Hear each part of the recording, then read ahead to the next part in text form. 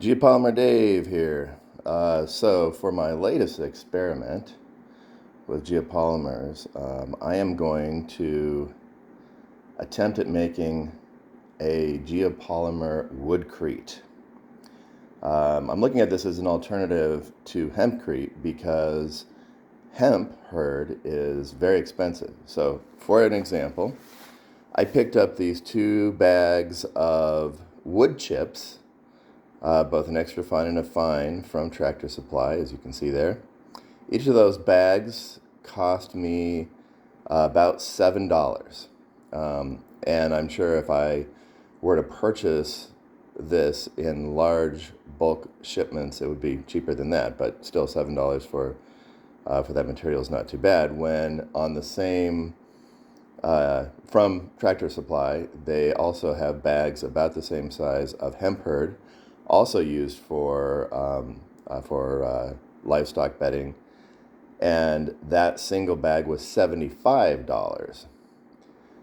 It just doesn't make sense economically until we get the hemp industry ramped up. We can't economically build with hemp. It's one of those things where it's a very niche area that really attracts people who are doing it more for the altruistic reasons, not so much for the economic reasons. I would love to use hemp. I think hemp hurd probably would be a better product because of some of the qualities and characteristics of hemp hurd and how it reacts to the binder and so forth.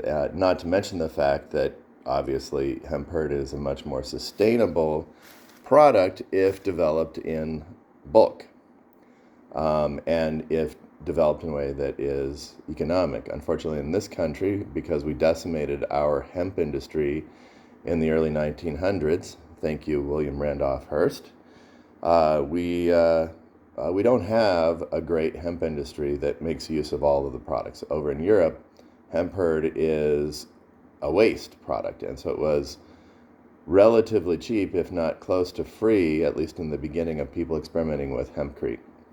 However, here, our industry is just not developed enough to make it cost effective. So we do, however, have a lot of plantation grown whitewood, all of the stuff we make our houses out of.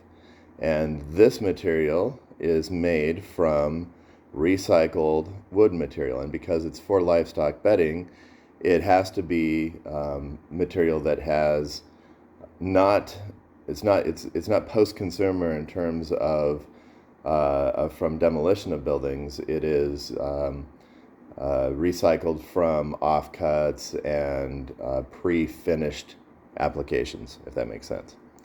So what I have here in this 5-gallon bucket, rather disgusting looking goop, I've taken a mixture of the extra fine and the fine, and I've been soaking it in a solution of about 2%. I intended it to be all sodium hydroxide, but I ran out of sodium hydroxide, so I used some potassium hydroxide. It's about half and half sodium and potassium hydroxide.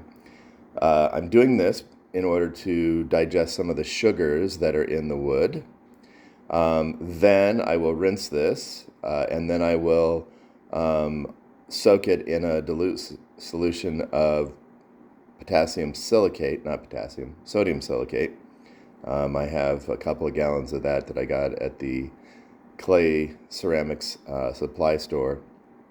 So I'm going to soak it in a dilute solution of sodium silicate, and the intent here is to mineralize the wood, pre-mineralize the wood, and create better surface adhesion with the geopolymer matrix. I have some documentation I've started to put together around how this would work, just based on pulling information out of the research papers and so forth. But I think this should improve the characteristics of geopolymer woodcrete. So I'm going to rinse this off, and after I rinse this, I will get to work on the sodium silicate mix. And I'll let that soak for a few hours, and then I will Then I'll dry it out, and once it's dried, I will use it in the aggregate.